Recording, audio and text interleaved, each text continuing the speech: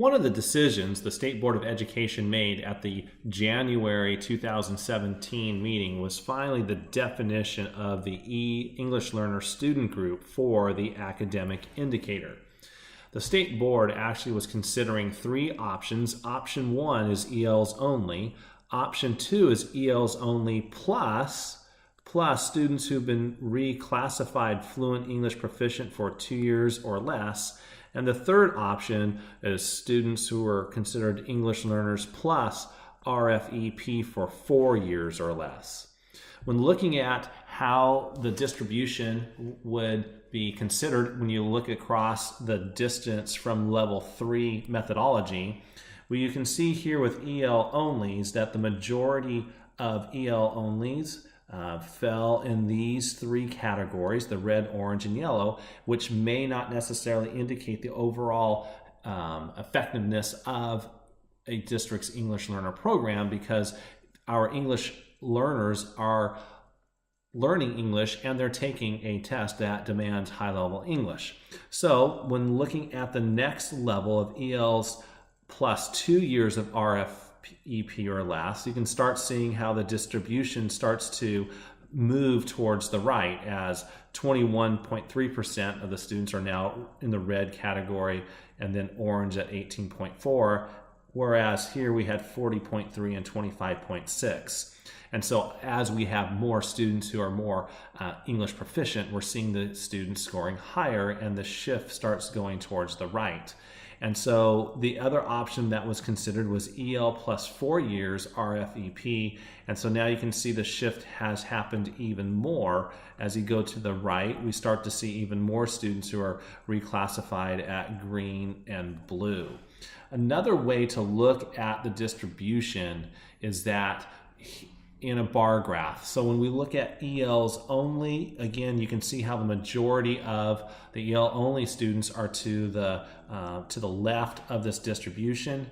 When we go to ELs plus 2 years of RFEP or less, we start to see somewhat of a normal distribution. I think the number of students are clearly shifting towards the right. And then if we look at the next one, which is this, and this is the definition of the English learner group, is the ELs plus 4 years of RFEP or less.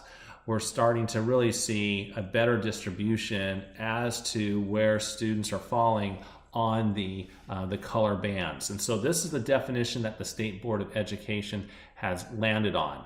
Now, within the California school dashboards, you're only one click away from seeing, let's say, the English-only group. And so you'll be able to get to that information relatively quickly. But as far as the definition for the EL student group for the academic indicator are the English learners plus the 4 years. So as you consider your students' performance with the EL group, this is the narrative of what I just shared with you. The decision really had three big outcomes, and what the board really considered was that by identifying a large number of EL student groups in the red and orange, performance levels may not help districts distinguish strengths and weaknesses. So by including the RFEPs, you can clearly look at your strengths and weaknesses. And you can read those two other bullet items above as well. And so here are the 5 definitions, believe it or not, for the English learners in the new student accountability system.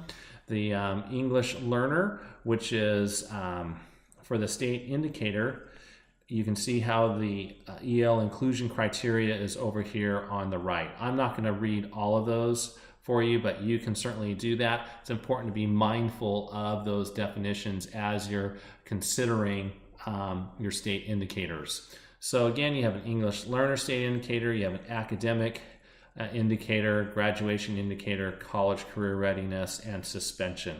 And the definitions over here to the right.